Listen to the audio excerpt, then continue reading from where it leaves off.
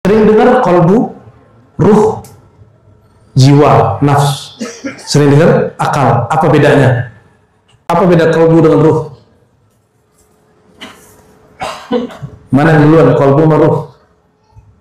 Yas'alunaka anir ruh, kulir ruhu min amri rabbi, wa ma utitum minal ilmi illa qalila. Orang Yahudi datang ke Nabi, nanya, ngetes. Kalau betul dia seorang Nabi, pasti jawabannya sama dengan Nabi Musa. Apa jawaban Musa? Persis Nabi jawabnya.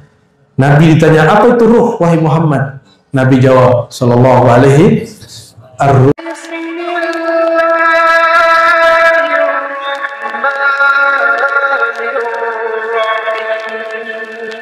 Khidmah. Asyhadu an la ilaha illallah, asyhadu anna Muhammadan abduhu wa rasuluh. Allahumma salli ala an-nur al-mawsuf bitaqaddum wal awwaliyah, ala wa huwa sayyidina Muhammad khairul bariyah, wa ala alihi wa ashabihi wa li baitihi wa dhurriyyatihi ajma'in, amma ba'du. Para masyayikh, para kiai, para ajengan, dan semua jamaah pencinta Allah, pencinta Rasulullah. Cinta Allah, cinta Rasulullah. Alhamdulillah. Tapi tidak mungkin cinta Allah kecuali melalui Rasulullah.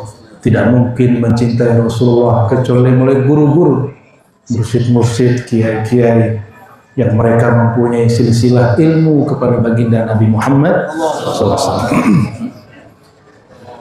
Ini sekaligus tanda syukur kepada Allah, Sahibul Bait, Bang Haji Purwanto. Semoga Allah berkahi keluarganya. Ternyata ada joglo juga di sini ya. Orang tua siapa namanya, Bang? Sino. Berarti manggilnya Mas aja ya, Mas Haji. Ya, Solo. Insya Allah ini sekaligus, takut saya lupa di akhir, tanda syukur nikmat kepada Allah. Ada santri kita di kampus, santrinya S2, namanya Ibnu Majah, orangnya yang paling cakep hari ini. Untungnya udah laku. Ada juga dari Lami, mana dari Lami? Ente duduk di sini. Saya berharap mereka berdua nanti membersamai khidmat Bang Haji Purwanto untuk nasrul ilmi di majelis ini. Mohon izin dan restu para ajengan, para kiai, para guru. Karena kalau kita nggak mulai, kapan lagi? Yang tua sudah banyak berpulang, ya. Yang berilmu banyak kitmanul ilmu, menyembunyikan ilmu. Padahal dalam bab dakwah tidak boleh malu-malu. Tapi kalau mengaku-aku jadi mursyid tidak boleh. Ya. Suluk dulu, bertorikot dulu, riyadhah dulu, diizinkan guru, baru boleh kita buka majelis tarekat. Kalau majelis ilmu dapat ijazah guru, silakan.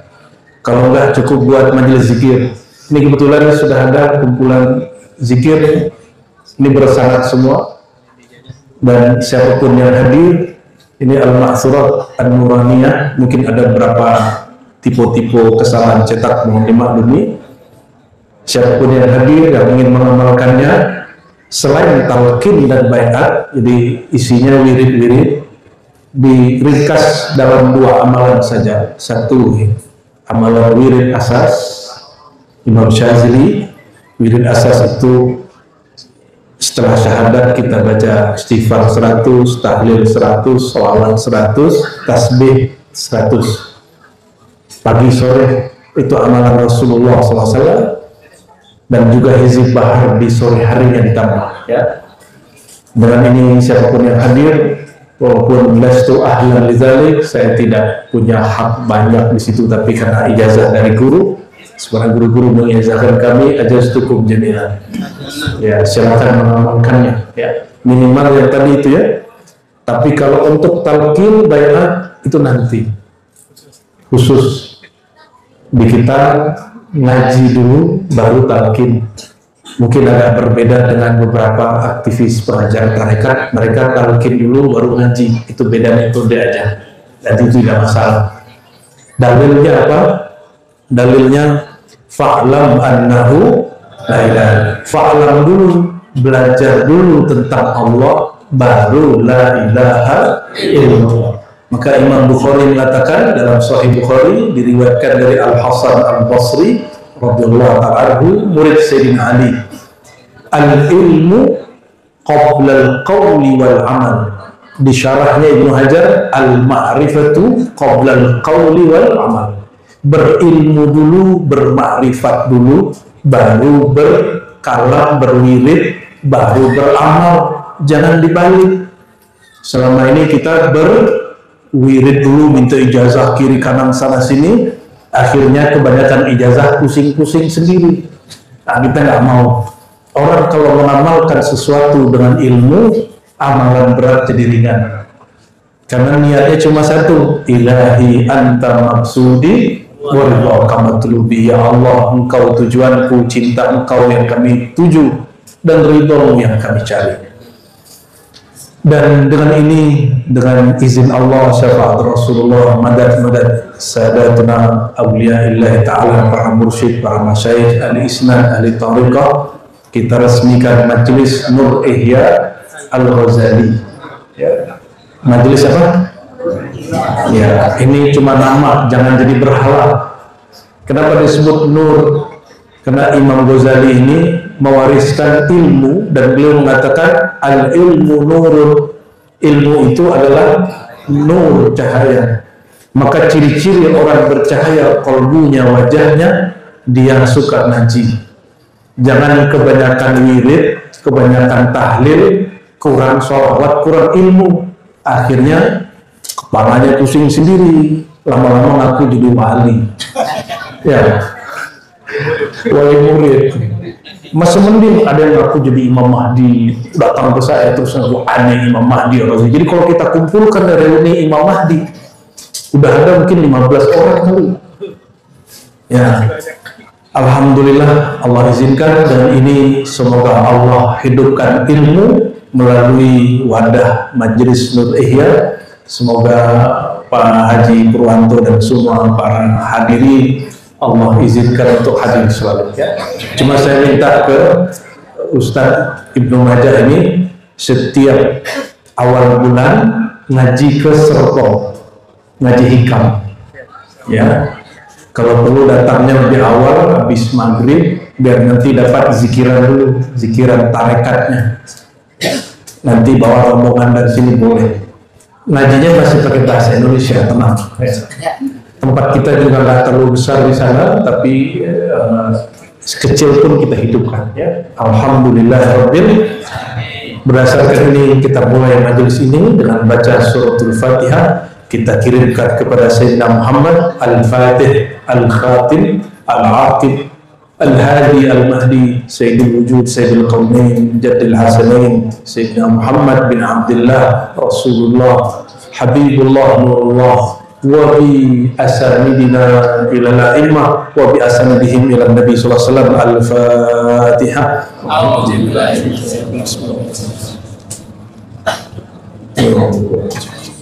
Suratul Inam ta'ala amin. Insyaallah setiap 3 bulan saya datang. Insyaallah ya. Tapi setiap minggu ada pengajian. Nanti kitab-kitab Imam Ghazali dan kitab hadis. Kitab Ghazali nanti diajarkan oleh Ustadz Ibnu Majah. Kitab hadis sama ajengan muda di Daiwami. Mana Daiwami tadi? Itu mau hindar lagi ya. Dia ini ngaji hadis 4 tahun sama kita. Cuma kok di rumah hanya ngajar arba'in. Arba'in itu bagus, tapi untuk anak-anak, untuk orang dewasa bagus juga, cuma lebih baik yang ada sanadnya. Ya. Nanti ngajar kitab Syama'il Nabawiyah karya Imam Tirmizi tentang sosok Nabi. Ini ciri-ciri majelis itu bukan majelis syaitan. Ustadznya bekerja sama, gurunya tidak iri dengki. saling sokong menyokong, ya. Kalian saling menguatkan, ya. Lihat dia kan lucu tuh. Jadi kalau mau marah lihat aja dia tuh, Delami. Insya Allah setiap kesini kita buka kitab Mukhtasar Ihya Ulumuddin karya Imam Ghazali, karena kalau pakai Ihya 4 jilid, cetakan terbaru 9 jilid, kelamaan. Kapan ente paham Imam Ghazali, ya? Yang paling mengerti ilmu ini salah satunya Imam Al-Ghazali. Kita manhaj patron, ya, patron kita, akidah kita Ahlus Sunnah itu banyak ngaku Ahlus Sunnah kita bersanad kepada Imam Abul Hasan Asy'ari Maturidi. Ciri-cirinya ngaji sifat 20, ya. Allah wujud kidam bako, sifat wajib, sifat mustahil, sifat jaiz dan lain sebagainya. Lalu yang kedua, ciri-ciri Ahlus Sunnah itu bermazhab. Karena tidak paham hadis Nabi kalau orang tidak punya guru. Jadi kalau sekedar baca hadis gampang, untuk memahami hadis wajib bermazhab. Dan mazhab kita 4 mazhab, wabil khusus mazhab Imam Syafi'i Muhammad bin Idris Al-Mutallabi radhiyallahu ta'ala anhu. Beliau min ahlul bait, zuriat ahlul bait, tapi jalur sepupu Rasulullah SAW. Imam Syafi'i punya guru namanya Malik. Imam Malik punya guru Nafi' dan Salim. Salim ini punya ayah namanya Abdullah bin Umar. Abdullah bin Umar sahabat Nabi, langsung berguru kepada Rasulullah SAW. Jadi itu silsilah mazhab Syafi'i. Begitu juga hadis dan lain sebagainya. Dan yang ketiga, Ahlus Sunnah kita bertasawuf. Ini wajib, bukan fardu kifayah. Bertasawuf itu sama dengan fikih, mesti bermazhab. Kalau di tasawuf namanya bertorikoh, ya. Torikoh kita semua torikoh yang mu'tabarah. Seperti kita tadi, semua fikih mazhab yang 4 itu mazhab kita. Namun untuk amalan hari-hari Syafi'iyah.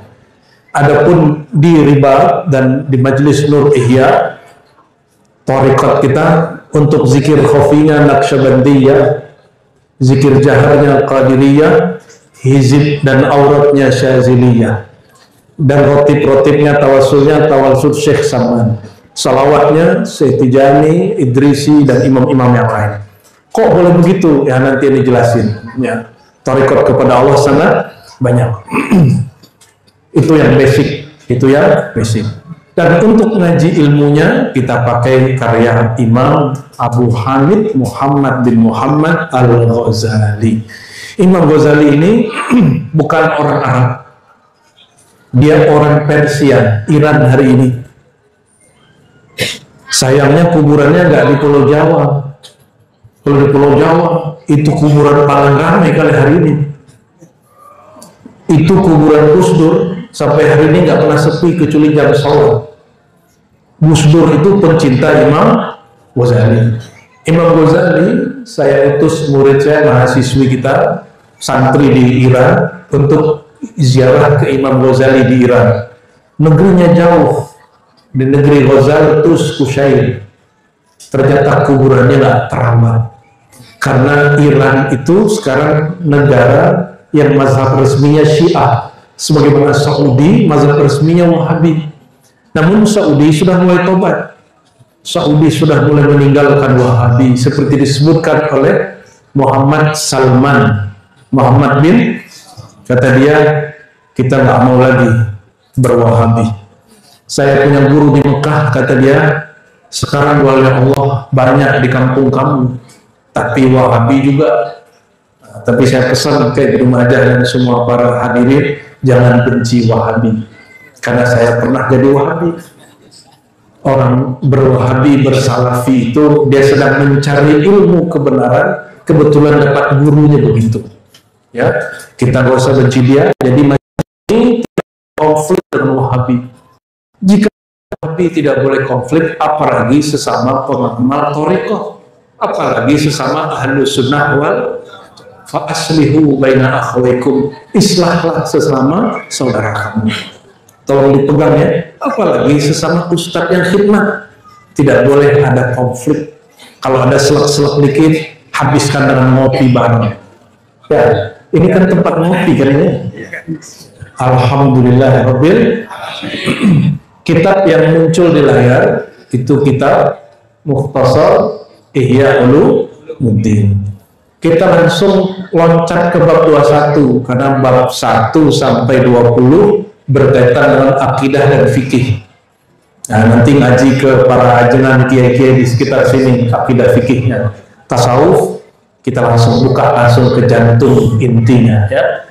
Tadi sudah Fatihah ke Nabi, sekarang Fatihah khusus ke Imam Al-Ghazali ila hadratil Imam Sahib Ihya Ulumuddin Abi Hamid Muhammad bin Muhammad Al-Ghazali. Al-Fatihah.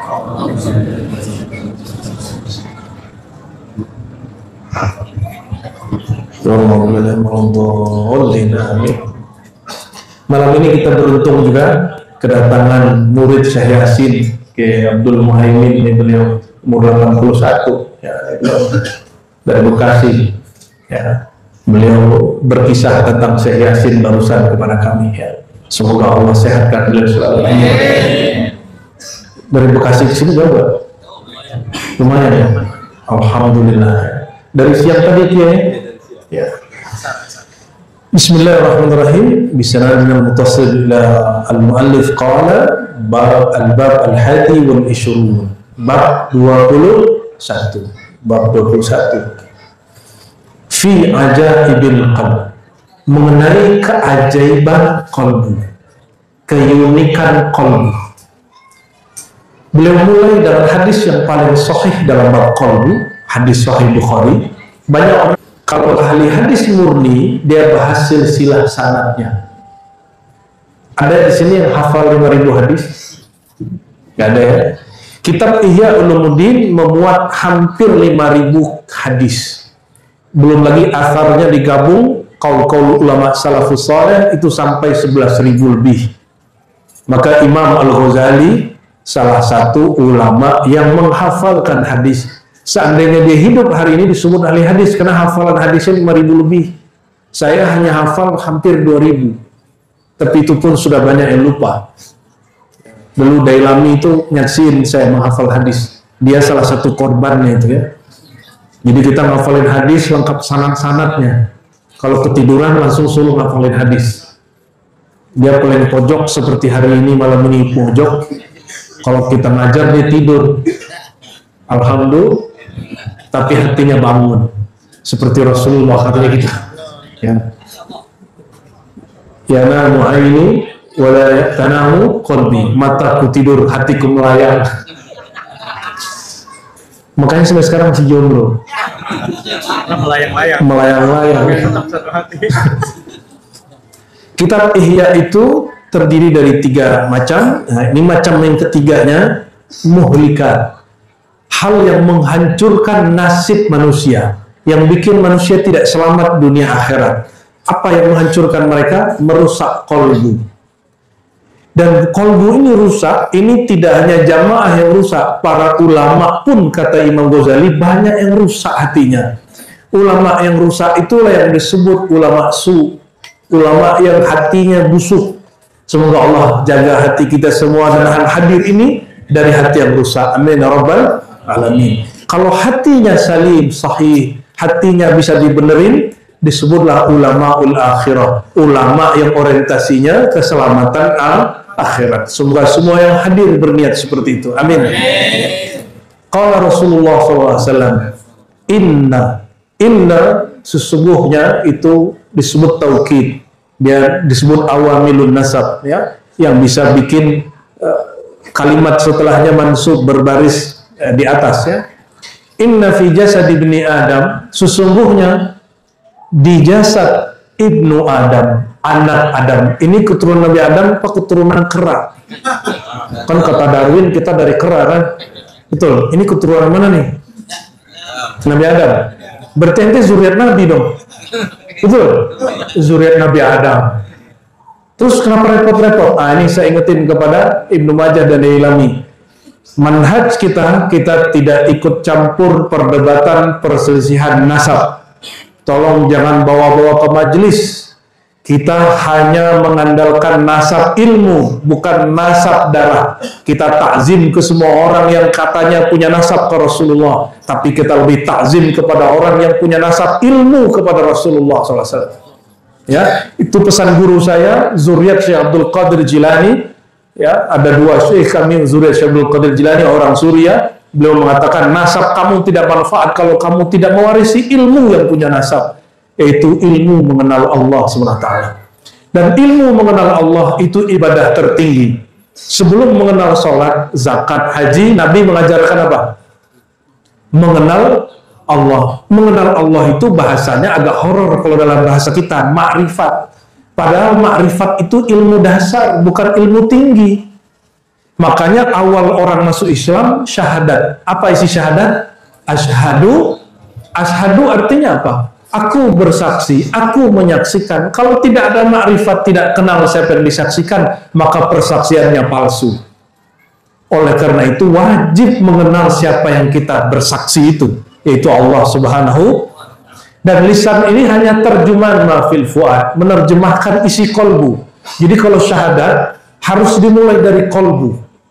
Maka hadis dimulai, sesungguhnya di jasad Bani Adam, keturunan Nabi Adam, mudghatan, ada satu mudghah. Apa arti mudghah? Segumpal darah.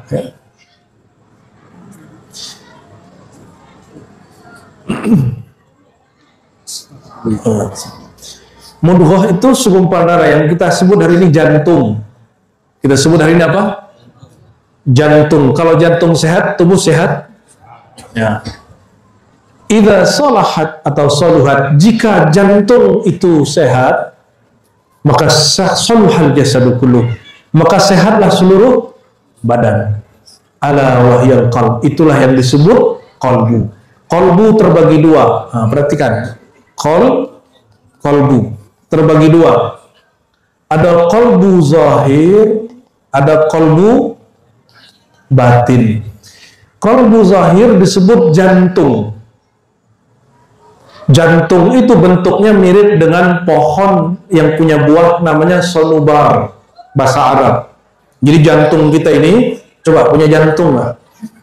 Susu bagian kiri, 2 jari di bawahnya, di situ ada jantung. Dilindungi oleh rusuk. Jadi Allah sengaja buat benteng namanya rusuk. Jadi kalau kita kena pukul di sini, jantung kita masih aman. Ya, agak ke kanan dikit namanya hati, ulu hati. Ini bukan hati yang itu, ini liver. Liver, bukan itu, tapi yang sebelah kiri namanya kecuali yang terlahir jantungnya sebelah kiri, kan ada yang aneh 1-2 orang. Jantung sanubari atau qalbu sanubari itu kaitannya dengan badan. Tapi ada qalbu yang batin, disebut qalbu nurani. Hati nurani. Apa arti nurani? Hati yang bersifat ada cahaya. Maka Nabi berdoa, Allahumma ja'al fi qalbi nura. Ya Allah, jadikan di kolbuku ada nur. Karena itu kolbu disebut kolbu nurani, ya. Kalau dia sehat, dia bercahaya. Cahayanya bukan cahaya lampu, cahaya ilmu, cahaya hidayah, cahaya nur Muhammad sallallahu alaihi wasallam yang kita baca di awal kitab Maulid. Allahumma salli wa sallim ala nuril mausuf bit taqaddum wal awwaliyah. Ya Allah, turunkan rahmat dan salam Engkau kepada Rasulullah yang nurnya disifati dengan taqaddum. Taqaddum itu ruh Ahmad. Kalau awwaliyah adalah nur Muhammad sallallahu alaihi wasallam, sesuai hadis awwalu ma khalaqallahu nura Muhammad. Hadis ini sudah kita teliti, hadisnya sahih. Jadi orang yang bilang nggak sahih, dia belum update. Dia belum, saya tidak suka pakai hadis yang dhaif, apalagi palsu. Ya. Orang ada Syekh Fulan bilang dhaif, ya mungkin dia nggak ketemu data yang kita dapat. Yang Allah pertama cipta adalah nur Muhammad sallallahu alaihi wasallam. Dialog dengan Sayyidina Jabir ibn Abdullah radhiyallahu taala anhuma. Itu kolbu, berarti punya 2 kolbu. Kolbu yang menghadap kepada tubuh, kolbu yang menghadap kepada Allah. Kolbu yang menghadap kepada tubuh, penghubungnya darah. Maka di darah kita ada nur hayatnya Allah. Nur hayatnya Allah. Kalau ingin ikut talqin nanti, amalkan zikir ya hayyu ya qayyum habis sholat 40 kali.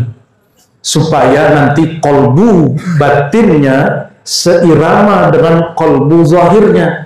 Maka kita baca ya hayyu ya qayyum, wahai yang maha hidup, menghidupkan aku melalui aliran darah dari jantungku. Kalau jantungnya darahnya sudah tunduk menyebut nama Allah, nanti diajarkan zikir namanya talqin zik. Jadi apa arti talqin? Guru meriwayatkan zikir Allah la ilaha illallah atau zikir apapun sebagaimana gurunya dulu mengajarkan, diajarkan ke murid, diajarkan dengan lisan, dihantarkan masuk kepada kolbu. Itu disebut dengan talqin zikir. Di riba, di majelis kita, kami mengakhirkan baiat. Jadi di kita tidak ada langsung baiat. Yang ada cuma talqin dulu, talqin, khawat, suluk, zikiran, ngaji, udah gitu doang. Kenapa diakhirkan baiat? Kalau sudah baiat gak boleh main-main.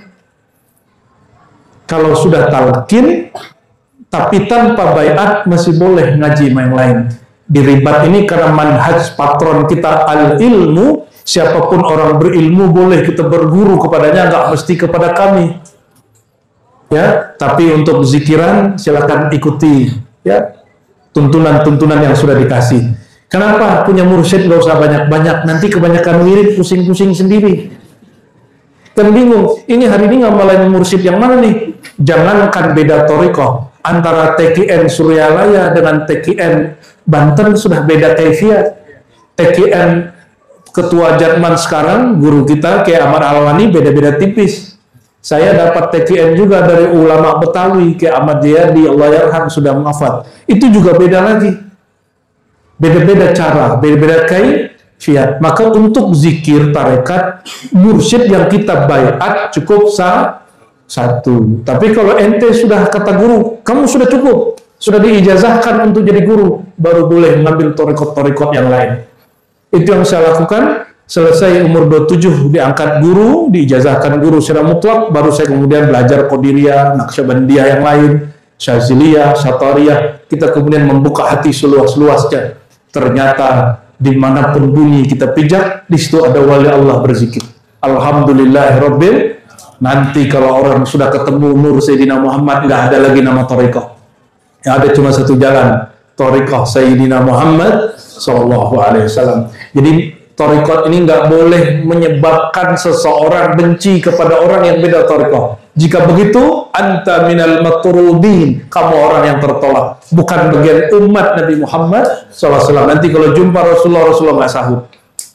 Ya, tapi kalau di kolbunya ada rasa cinta kepada umat Nabi Muhammad SAW. Beliau mengatakan, innama ana rahmatun muhda. Aku ini rahmat yang dihadiahkan kepada kalian. Hadiah itu karena cinta. Jadi Rasulullah itu simbol cinta kasih kita kepada Allah Subhanahu. Ciri-ciri ini di kolbu sudah masuk Nur Muhammad, dia cinta ke semua orang, apalagi sesama pengamal zikir, ya, apalagi sesama majlis, lebih cinta kepada sesama mereka. Faqad tabayyana bihadzal hadis, ya, sungguh telah nyata dalam hadis ini. Annal asla, bahwasannya yang asal, yang inti, asal muasal manusia itu ada pada kolbunya. Wa huwal amirul muta'. Kolbu itulah pemimpin di dalam diri, hakikat diri yang diikuti oleh seluruh perangkat diri. Saya naikin tangan ke atas, melihat kiri kanan, nunduk, dongak, itu yang nyuruh siapa? Kolbu. Jangan sampai kolbunya tidak kenal Allah sehingga dia memerintahkan lembaga diri tubuh ini tidak mengarah kepada Allah. Fi alamil jasad wal baqiyah ra'iyah, di alam jasad. Tubuh kita ini disebut alam jasad. Nah, ini pegang ya. Ada alam jasad.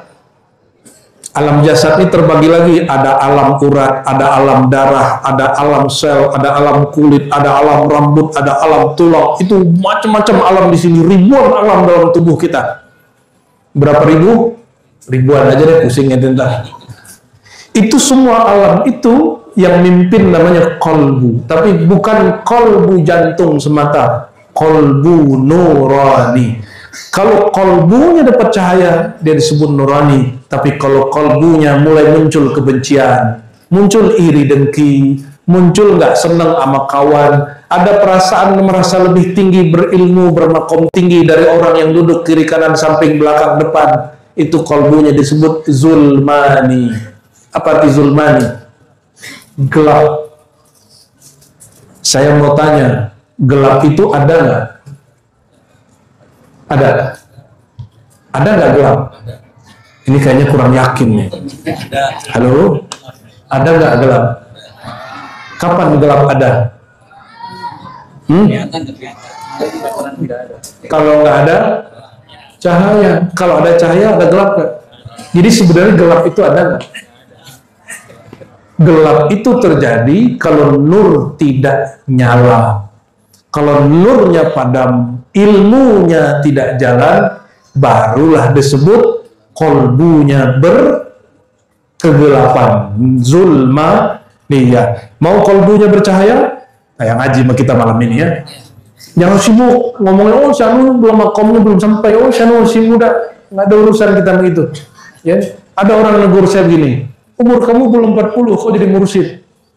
40 dulu baru jadi mursyid. Saya jawab, yang angkat saya bukan ente kiai, yang angkat saya mursyid saya. Ente urusannya sama mursyid saya, coba tanya sama mursyid saya. Lu dia nggak tahu mursyid kita diangkat jadi mursyid umur 27, ada satu lagi umur 17, ada satu lagi umur 18. Ente umur 17 ngapain?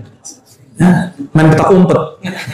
Kalau beliau main latifah 7, ada 7 latifah di kolbunya, dia sudah main di situ. Petak umpetnya masuk ke dalam sisi batin dirinya. Anak-anak sibuk main petak umpet, dia sering sibuk main lembaga dirinya. Maka wajar umur 17 sudah jadi wali Allah. Diangkat gurunya menjadi seorang pewaris nur dulu, Mama Falak di Bogor, diangkat sebelum 40. Setahu kita, mungkin pengetahuan aneh salah. Kalau ditugaskan jadi Rasul, betul Rasulullah ditugaskan jadi Rasul 40, tapi sudah jadi Nabi, belum lahir sudah jadi Nabi. Apa kata beliau? Kuntu awwalan nabiyyina fil khalq. Belum ada makhluk, akulah makhluk pertama dan akulah Nabi pertama. Sallallahu alaihi wasallam. Nggak ada urusannya sama umur jasad. Ruh itu punya umur sendiri. Kolbu itu punya nur sendiri. Nggak ada urusan sama jasad. Ini yang sudah umur 40 siapa aja?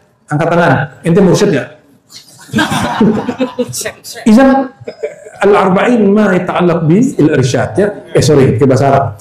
Jadi tidak ada urusannya umur 40 dengan kemursyidan.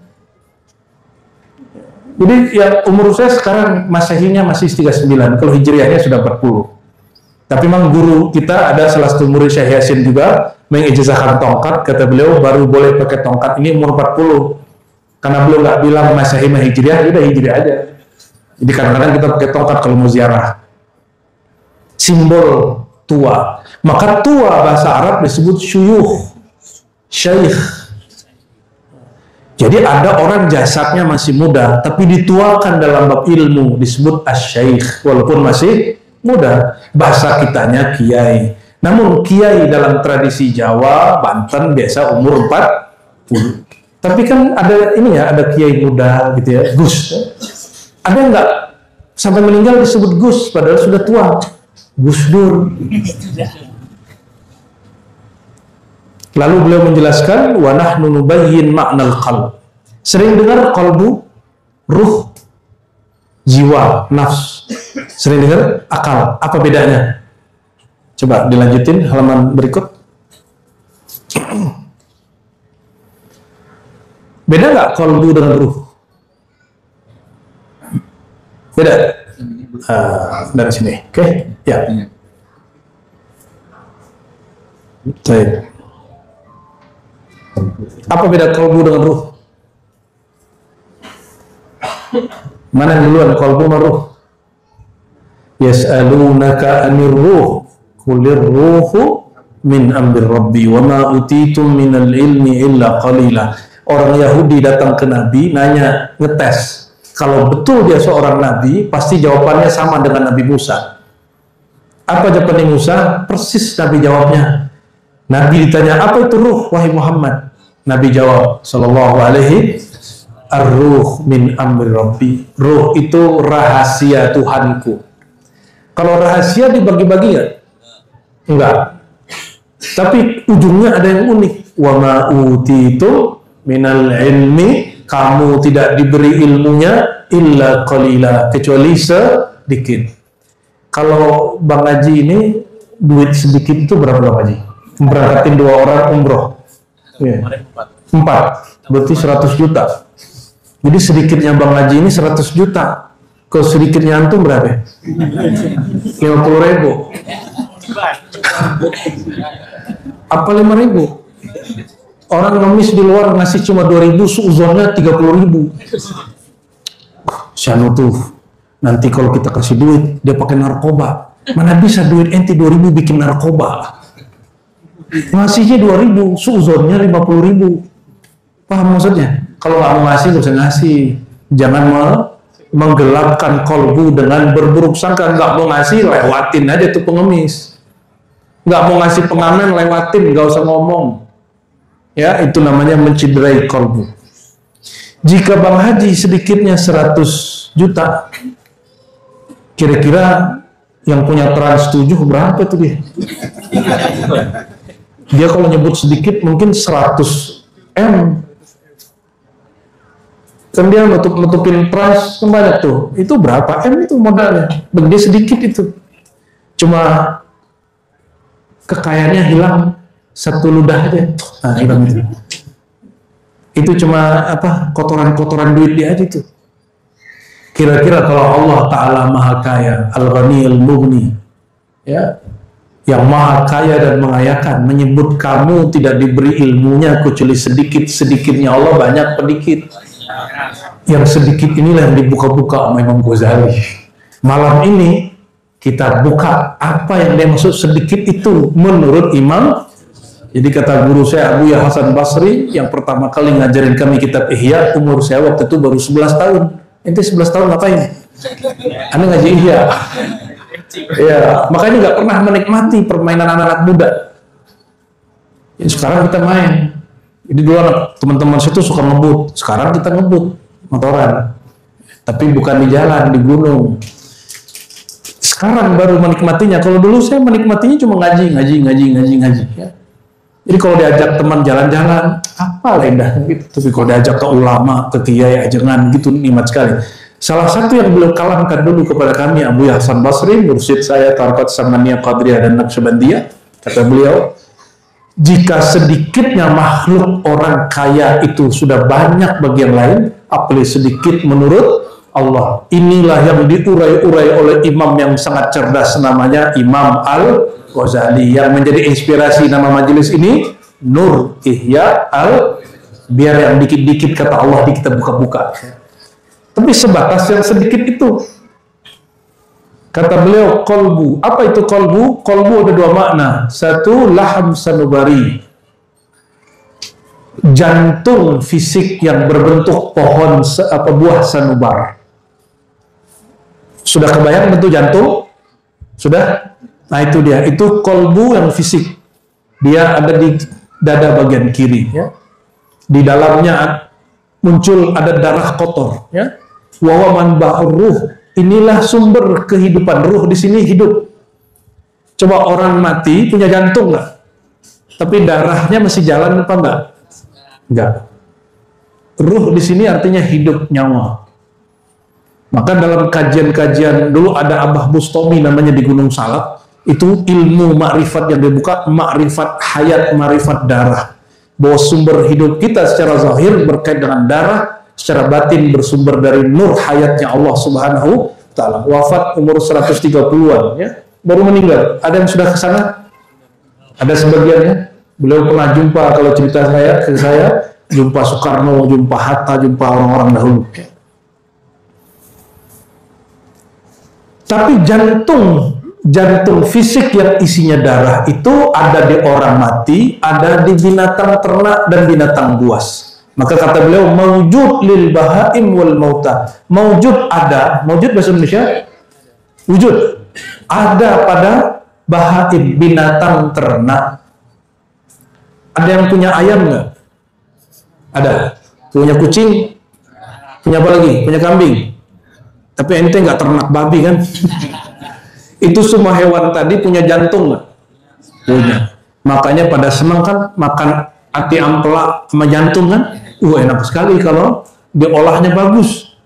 Jadi jantung begitu bisa dimakan. Bukan itu maksud hati, jantung, kolbu dalam Al-Quran. Ya.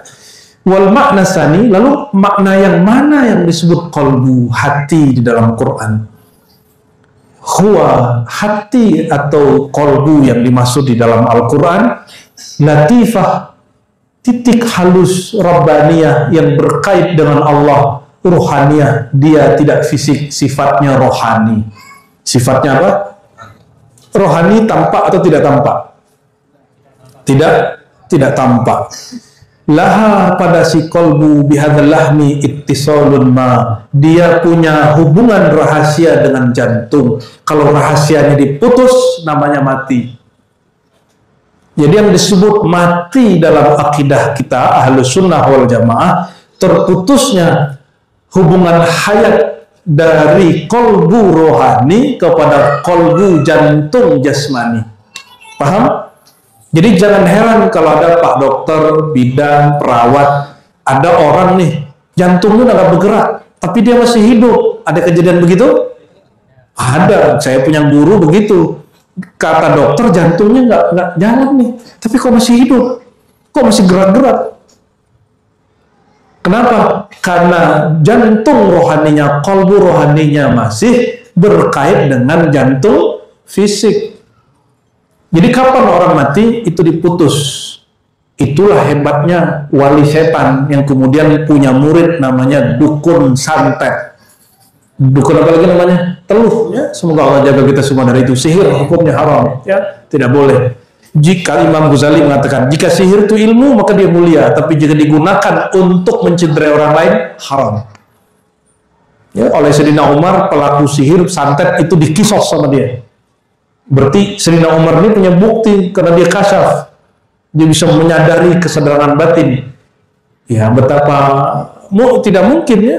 Sayyidina Umar lewat di satu gang, di gang sebelah ada setan, kabur setannya. Kalau ente lewat di gang ada setan, setan ngapain? Diamperin, dikerubungin kali ya. Ya, nauzubillah summa nauzubillah. Wa hadhihi latifah, titik halus inilah hiya al-alimah billah, yang kenal Allah itu kolbu yang rohani, bukan jantung. Siapa yang kenal Allah? Kolbu yang rohani, bukan kolbu sanu. Coba ulangi, kolbu ada dua jenis. Yang fisik namanya apa?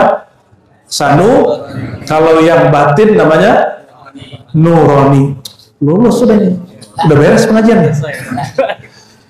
Yang kenal Allah jantung fisik yang berdetak, berdenyut itu, atau kolbu nurani. Jadi ketika Allah mengatakan fa'lam annahu la ilaha illallah, maka ilmuilah, pelajarilah, ketahuilah bahwasannya Allah tiada yang berhak disembah selain Dia, tiada yang benar-benar wujud selain Dia, tiada yang benar-benar dicinta selain Dia. Itu yang disuruh tahu siapa? Jantung. Yang diperintah di situ siapa? Kolbu nurani. Kalau kolbunya patuh, dia langsung bercahaya. Kalau kolbunya bandel, kolbunya langsung gelap. Paham di situ? Kalau kita gelap, gelisah atau tenang? Kecuali sama yang namanya berkhawat. Makanya wali Allah itu suka kalau zikir lampunya dimatiin malam-malam. Mereka udah nggak takut lagi masuk kubur karena udah biasa gelap-gelap. Kolbunya bercahaya. Sedangkan alam ini gelap, kata Imam Mutailah, al-aqwan zulmah, alam ini sebenarnya gelap, al-qawmu zulmatun, alam itu gelap. Yang Allah nggak kasih cahaya, dia gelap. Kalau lampu padam, lampu mati, gelisah. Kalau lampu hidup, kita bergerak dan ceria, betul? Jadi kenapa ada orang dirundung duka, dia sedih, otaknya mentok, itu karena kolbunya tidak bercahaya. Semoga semua yang hadir Allah kasih cahaya kolbunya, dan Allah kekalkan cahaya itu. Amin ya Rabbal. Jangan sampai padam, sampai sakratul maut jangan padam. Sakratul maut, yang maut itu badan dengan jiwa. Hubungan itu disebut hubungan nafsiyah. Hubungan ini yang diputus, maka kullu nafsin za'iqatul, yang merasakan mati itu bukan ruh, tapi nafs, jiwa. Semakin jiwanya cinta dunia, semakin sakit matinya. Dunia itu kerjaan, anak, bini, kekasih, harta, pekerjaan, kekayaan, kemasyhuran, pengikut, masuk tuh, hati-hati.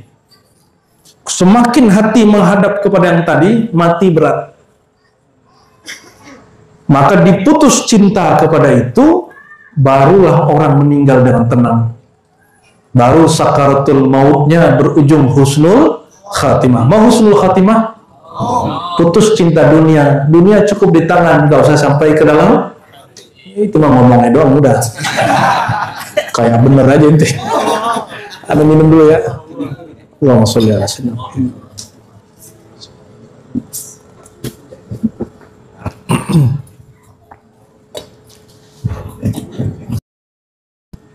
Hiya al-alimah billah. Si kolbu itulah yang alim, yang mengenal Allah. Berarti si kolbu itu yang diperintah ngaji.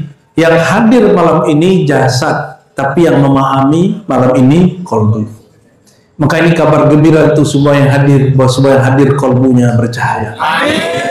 Alhamdulillah. Bukan lagi alhamdulillah. Ya kan sudah bercahaya. Gak tahu kalau nanti pulang. Maka kalau bermajlis, majelis kita nggak usah ngomongin orang, ngomongin nasab orang, ngomongin torikot orang, nggak usah. Apalagi ngomongin partai orang. Kita ini punya masalah dalam diri sendiri. Benerin ini, rumah tangga selesai, kampung beres, baru negara beres. Tapi kalau hati nggak beres, walaupun pakaiannya pakaian ustadz kiai ajengan, kalau ajengan hati busuk, dia iri dengki sama ajengan.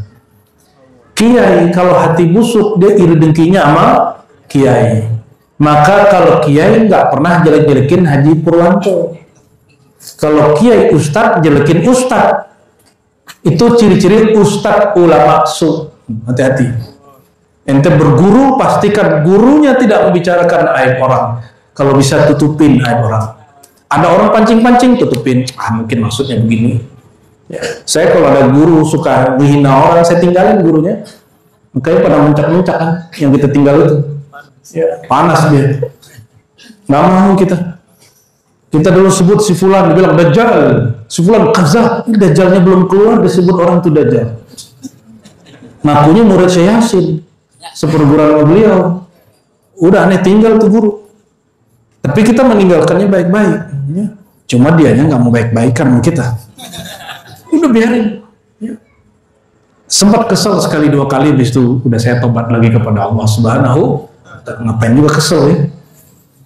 Al-mudrikah, yang dia mengetahui lima laisa yudrikuhul khayal, dan yang pengetahuannya dapat mencapai yang tidak dapat dicapai oleh khayal akal. Nih perhatikan, khayal itu terbagi dua. Khayal hissi akli. Yang kedua khayal qalbi ruhani hakiki. Ada dua. Ulangi. Khayal hissi akli. Itu yang kemudian misalnya baca buku, dibayang-bayangin mimpi. Nah, itu khayal itu. Itu lagi zikir, tiba-tiba datang makhluk bilang, wahai wali Allah, mulai hari ini semua yang haram halal bagimu. Nanti datang lagi zikir, datang lagi makhluk baru, wahai wali Allah, maqammu sekarang paling tinggi, semua wali di bawahmu. Hati-hati itu ya. Jadi semakin dia zikir, semakin berilmu, semakin namanya berkhayal.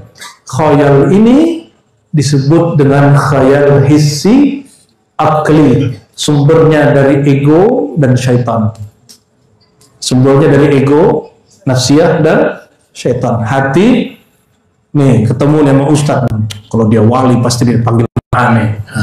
Itu halu namanya. Ya, kadang ngomong gitu, ya, ente halu, ente wali setan, ya. Masa wali standarnya tahu nama ente?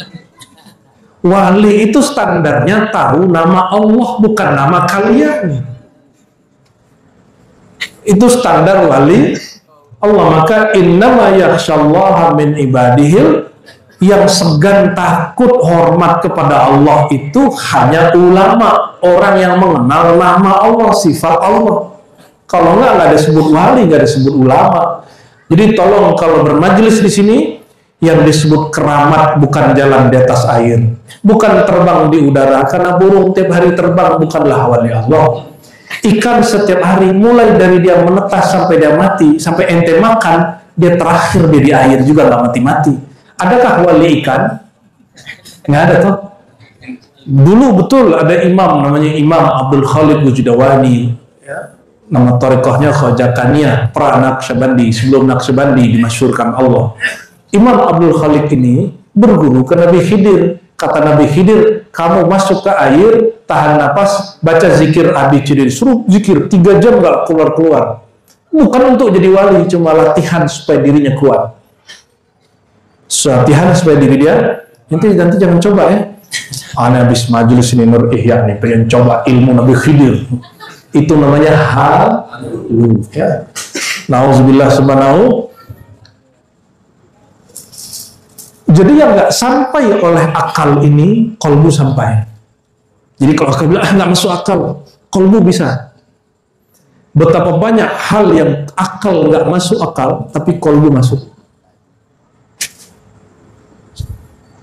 Khayal dan waham. Waham ini persepsi yang lemah. Wahwa hakikatul insan. Itulah yang disebut hakikat insan. Ini kan sekarang banyak nih ngaji hakikat. Ini gampang, ketemu jawabannya langsung, mudah tuh. Belajar hakikat semudah ini. Mana yang disebut hakikat insan? Kolbu kamu. Gampang tuh. Orang kayaknya ngomong hakikat ribet bener. Ente sanatnya kemana kok ribet begitu? Imam Ghazali yang paling ngerti ilmu hakikat, jelasin hakikat cuma di baris keberapa ini, masih 1 halaman dia. Jadi yang disebut hakikat insan apa? Qalbu nurani, disebut latifah rabbaniyah ruhiyah.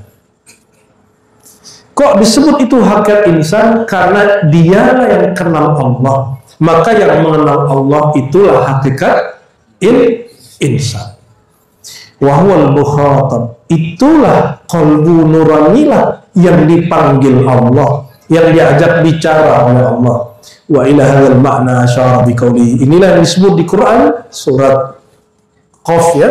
Inna fi dzalika ladzikra liman kana lahu qalbun. Sesungguhnya pada kisah-kisah demikian pada Al-Quran terdapat peringatan bagi orang yang punya qalbu. Nah, ini perhatikan, ini punya qalbu nggak? Coba cek. Dari tadi saya menjelaskan sesuatu, ada yang bisa dipahami? Berapa jenis qalbu? Satu yang zahir, namanya apa? Jantung. Bahasa Arabnya qalbu, sanu. Yang batin qalbu. Tuh. Yang disebut hakikat insan yang mana? Qalbu atau disebut latifah rabbaniyah ruhaniyah. Paham? Berarti malam ini sudah kenal diri kan? Gampang tuh, man arafa nafsahu faqad arafa rabbahu. Terus siapa yang mengatakan ngaji tasawuf sulit? Siapa yang kenal hakikat dirinya, dia akan mengenal Tuhannya. Malam ini sudah kenal hakikat diri. Yang paham apa yang kami jelaskan malam ini itu bukan otaknya, bukan sekedar akalnya, tapi kolbunya, hakikat dirinya. Sudah paham? Itu sudah paham? Berarti benar nih hakikat manusianya. Depan saya manusianya, bukan setan bertubuh manusia. Karena minal jinnati wan, setan itu bisa ngambil tubuh manusia. Malaikat juga bisa ngambil tubuh Dihya'ul Kalbi. Masa wali nggak bisa? Ya. Masa nabi nggak bisa? Begitu mudahnya Allah SWT berbuatnya. Lalu beliau memperkuat. Nah, ini bagian terakhir aja ya. Ini nggak usah berat-berat, ini pembukaan aja. Seandainya kolbu itu jantung, laham sanubari, daging sanubar yang berfisik itu, lakana mawjudan likuli ahad. Tentu itu ada di binatang ternak dan orang mati. Orang mati sudah nggak ada kolbunya, maka disebut dia mati. Jadi kapan orang disebut mati? Kalau kolbunya putus hubungan dengan dia. Apa yang disebut mati? Suri. Suri itu bukan bahasa Indonesia, suri. Suri itu bahasa Arab, suriyah, surah. Bentuknya kayak mati, tapi hubungan ruhnya dengan jantungnya masih ada. Itu yang ditanyain dokter tadi sama kita. Jantungnya udah gak berdetak, berdenyut, tapi kok dia masih hidup. Itu disebut mati suri. Setiap hari, setiap malam kita mati, tapi bukan mati suri, namanya mati naumi, mati tidur. An-naumu ahul, mau tidur itu saudara mati. Mau matinya enak gak? Seenak tidur. Mau. Kita kalau capek pengen tidur kan? Kalau diganggu orang marah gak? Sama, orang kalau udah kenal kolbunya, kenal Allah, dia ingin mati seperti dia menginginkan tidur. Nggak ada takutnya. Ente karena belum tahu, baru tahu hakikat level 1, maka dia belum tahu indahnya mati, bahwa mati itu mahar berjumpa dengan Allah Subhanahu. Maka kalau kita ini akalnya masih menghijab, pikirannya masih menghijab, Allah kirim kabar lewat mimpi. Itulah sebabnya orang-orang yang tidak punya kerohani yang kuat, mimpi nabinya dalam tidur. Kalau wali Allah lagi zikir, lagi jaga, bisa jumpa. Kenapa? Rohaninya bisa tenang saat dia jaga. Kalau kita rohani baru tenang saat tidur. Rohani saling kunjung-mengunjungi. Mau dia tidur, mau dia bangun, sama aja. Itulah mursyid. Kenapa mursyid ngerti? Muridnya lagi zikir, sama nggak zikir, dia paham. Ya? Dan itu rahasia perusahaannya. Inilah pengantar dari kitab Ihya Ulumuddin. Inilah yang akan kita buka di majelis ini, tapi juga kajian-kajian ilmu yang lain. Semoga Allah Ta'ala berkahi majelis ini, menjadi corong ahlu sunnah wal jamaah. Semua yang hadir, semua yang khidmat, mobil khusus sahibul bait, Allah berkahi hidupnya. Hidup yang zahir, hidup yang batin, kalbu yang zahir, kalbu yang batin. Amin ya rabbal alamin. Ala hadini wa likullitin salih. Al-Fatihah.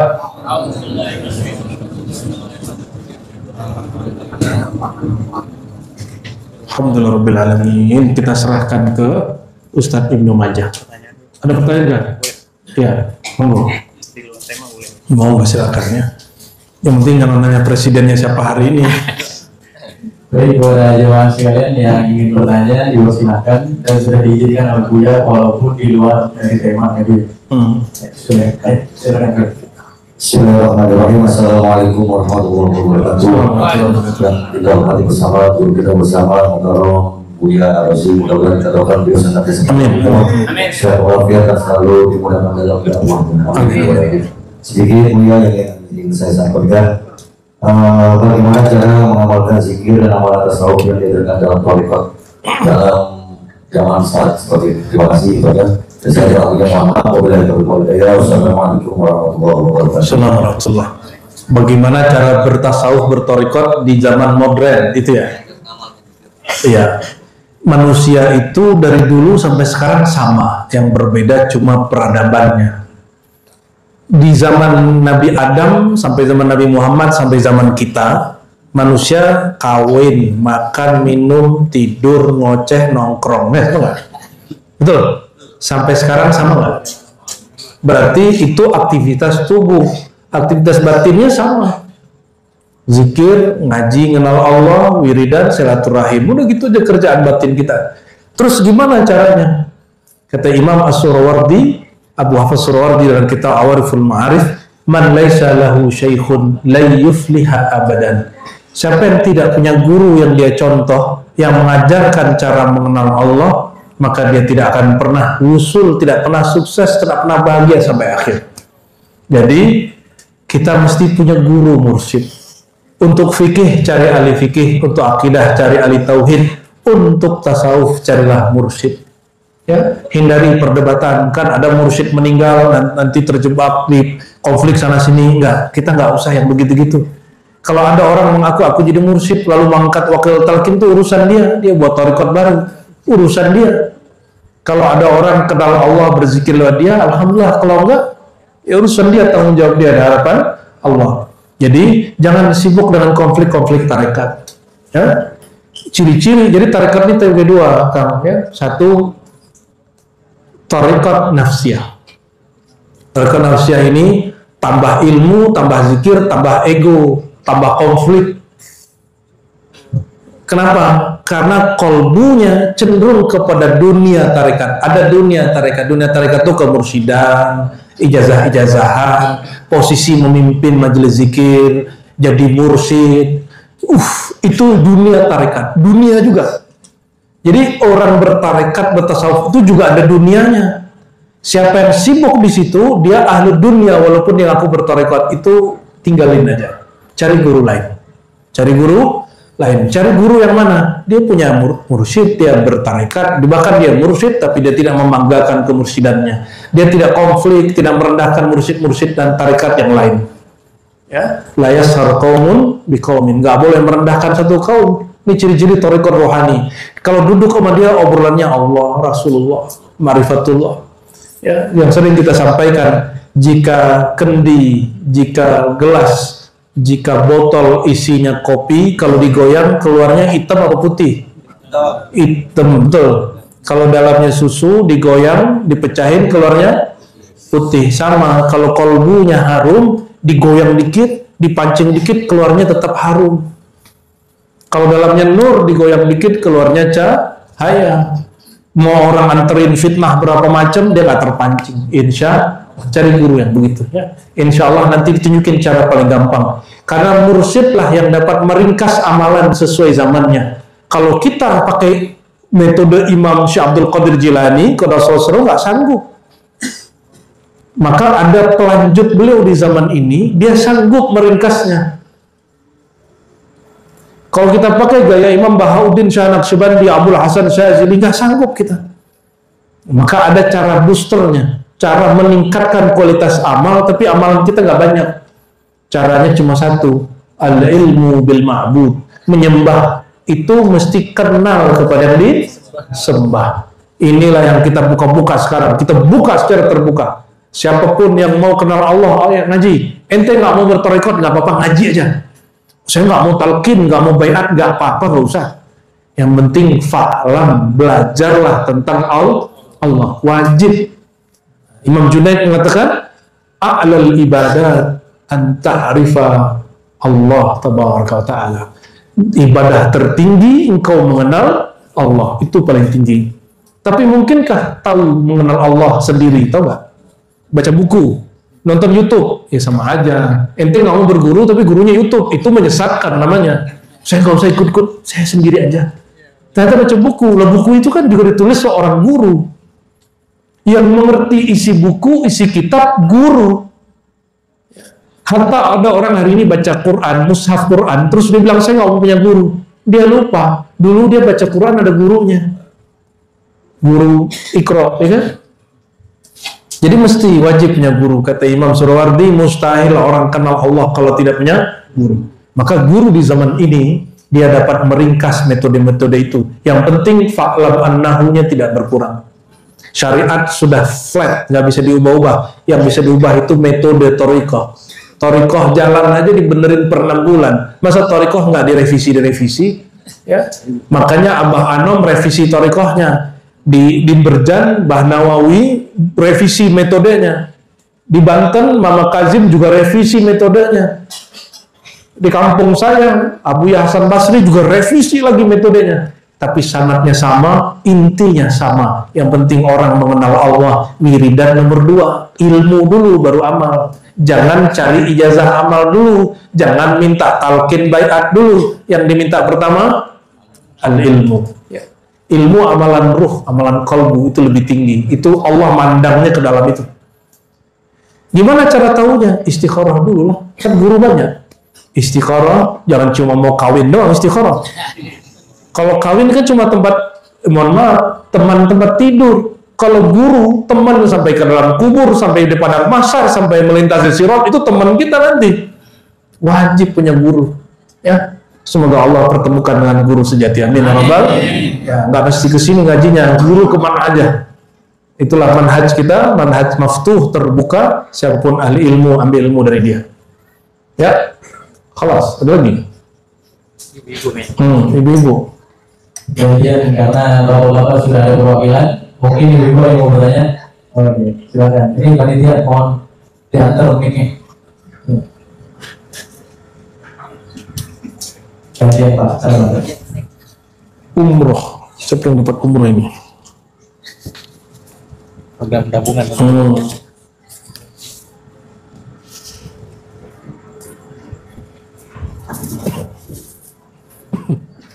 Bismillahirrahmanirrahim. Assalamualaikum warahmatullahi wabarakatuh. Waalaikumsalam. Mohon izin, Bibiana dan Pak semuanya, perkenalkan saya Elis dari Gerakan Sedekah Jemaah dari Perumahan Sukamulya. Silakan. Terima kasih atas kesempatannya. Sebelumnya saya mengucapkan terima kasih dan alhamdulillah sangat bersyukur bisa hadir di sini. Pertanyaan saya tentang kolbu dan pikiran. Kita apa bahasanya kalau menurut Buya ya? Kadang apa yang dipikirkan sama kita dengan apa yang ada dalam hati kita itu kadang berbeda. Kadang ada juga yang menurut pikiran kita itu benar, tapi kadang hati otak itu berulang seperti itu. Tapi kadang sebaliknya juga. Maka dari itu, menata apa dulu yang paling baik dan benar? Apakah pikiran dulu atau hati dulu? Seperti itu. Karena mungkin kalau pikiran itu kan bisa diterapkan ke banyak orang. Tapi kalau hati, kembali lagi ke hatinya masing-masing. Maka untuk menata yang sebaik mungkin, mana dulu yang harus dibentuk. Ya, terima kasih. Assalamualaikum warahmatullahi wabarakatuh. Assalamualaikum warahmatullahi wabarakatuh. Kolbu dan pikiran. Ya, pikiran itu bukan bahasa Indonesia. Pikiran itu dari bahasa Arab, fikir. Bahasa Arabnya begini, fikrun. Ya, ada namanya pikir. Al-fikri, orang paling banyak pikiran. Al-fikru ya. Al-fikr itu kerja akal. Aklun ya. Ngapain pikiran? Pikiran itu pekerjaannya berimajinasi. Disebut khayali. Apa bahasa Arabnya? Khayal. Ini yang bikin joglo ini siapa nih Bang Haji nih? Masih ingat orangnya? Nah, orang itu sebelum bikin ini dia berkhayal dulu kan? Maka al-khayal muqaddimatut tamaddun, gitu kata kawan aneh. Khayal imajinasi itu adalah permulaan peradaban. Orang berkhayal dulu baru dia bisa bangun rumah. Yang mau beli mobil, motor, pasti dia tiap hari berkhayal gimana kalau ada punya motor gitu kan. Tapi kalau kebanyakan khayal namanya tulul amal. Tulul amal. Tolol amal. Tul itu artinya panjang. Tulul amal, tolol amal. Bukan ain, pakai hamzah. Hamzah itu angan-angan. Sinonim daripada khayal. Apa beda angan-angan dengan khayal yang barusan? Kalau angan-angan memikirkan sesuatu yang tidak pantas dipikirkan. Ya, ente bukan zuriat Nabi, pengen jadi Habib, itu khayal tuh ya. Ente bukan mursyid, pengen gaya mursyid, kemana-mana udah pakai sorban aja deh. Emang kalau nggak pakai sorban nggak jadi mursyid? Enggak, pakai sorban kalau saya ini karena peresmian majelis saya nggak pakai sorban. Tapi kalau malam zikiran, saya pakai sorban, lengkap. Pakai sorban, imamah, ya, lengkap kita pakai semua. Karena menghormati malaikat yang hadir. Malaikat itu kemana-mana pakai imamah, ya. Kalau ini sorban rida namanya, yang dialungkan. Ada sorban di kepala, imamah. Pakai, monggo, ya.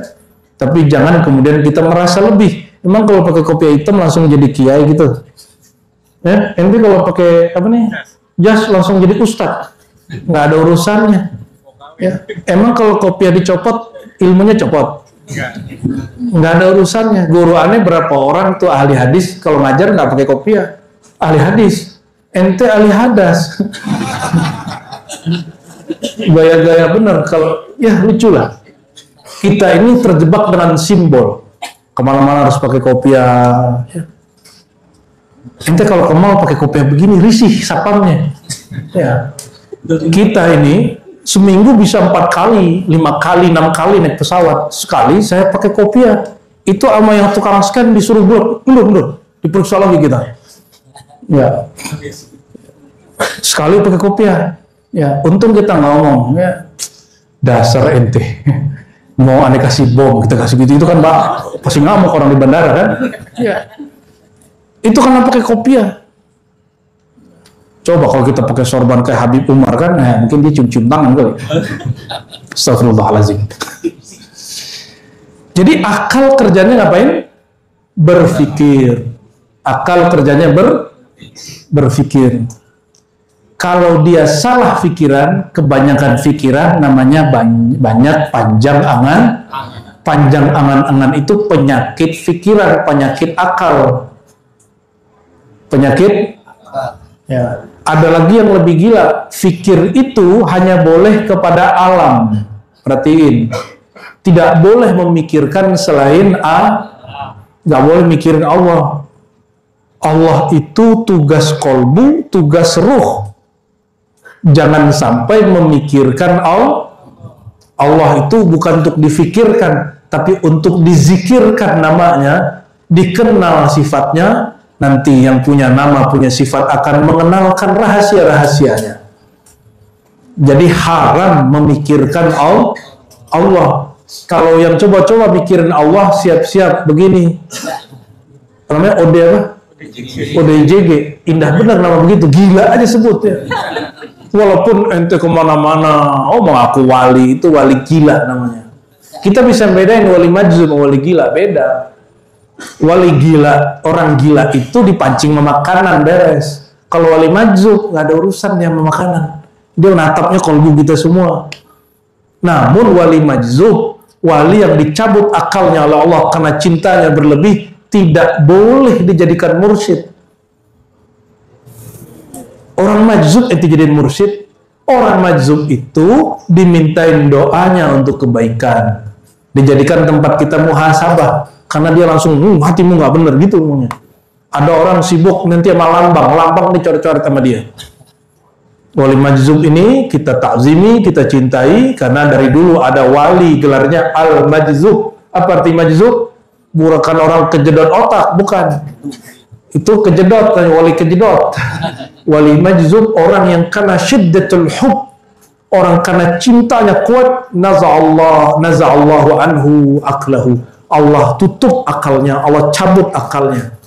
Karena di kolbunya betul-betul karam, sibuk mencintai Allah Subhanahu wa Ta'ala. Fikir ini boleh hanya mikirin alam pekerjaan, alam rumah tangga, alam semesta, boleh.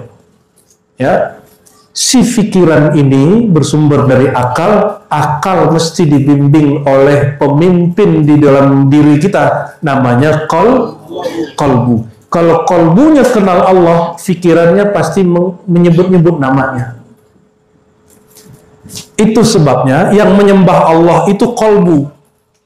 Nah, ada namanya robitoh. Pernah dengar robitoh? Robitoh itu ikatan murid dan guru. Siapa yang susah khusyuk, nggak usah banyak teori. Nggak usah banyak teori, hafalkan ini, baca ini, inti nggak bakal khusyuk.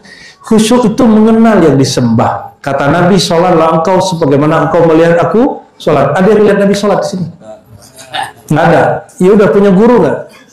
punya guru yang mengajarkan kenal Allah, iktikadkan kita sholat, yang jadi imam depan kita guru kita. Itu namanya rabitah. Langsung lupa dunia insya Allah. Namanya rabitah. Bayangkan pakai pikiran khayali, bayangkan guru di depan. Kalau qalbu hanya menyembah Allah, jadi tidak benar kalau orang tarekat rabitah nyembah guru. Membayangkan guru tugas pikiran, kalau menyembah Allah tugas qalbu. Jadi yang nggak paham begini, ini kurang update ilmunya. Walaupun dia kiai 1000 gelar ya. Sudah beda pemahamannya. Jadi akal dan qalbu lain, ya lain. Ya. Namun qalbu dia punya akal rahasia. Dengan akal itu dia memandang, disebut basirah. Dengan akal itu dia memegang rahasia, disebut sir. Dengan akal itu dia punya cara berpikir, disebut lub. Nah, ini dalamnya masih panjang lagi ya, nantilah kita buka lain waktu ya. Maka isilah qalbu dengan ilmu tentang Allah, nanti pikirannya disuruh membayangkan alam ciptaan Allah. Ciptaan paling mulia namanya Rasulullah dan pewaris-pewaris Rasulullah sallallahu alaihi wasallam. Udah atos, rotibul atos. Cukup ya. Nanti insya Allah nanti dilanjutkan belajar kitab Ghazali yang mana yang diajar Pak? Bidayatul Hidayah. Jadi di sini nanti saya mengajak saudara-saudara sekalian. Insya Allah setiap minggu akan ada kajian kitab Bidayatul Hidayah di sini karena Imam Ghazali itu levelnya standar ya. Artinya nggak berat. Insya Allah tidak ada ilmu yang berat yang hanya kepala kita nggak paham ya. Inna Allah malaikatahu yusalluna 'alan nabi ya ayyuhalladzina amanu sallu 'alaihi wa sallimu taslima. Labbaik Allahumma salli wa sallim wa barik 'alaihi. Kita salat Jibril ya. Sallallahu ala Muhammad sallallahu alaihi wasallam sallallahu ala Muhammad.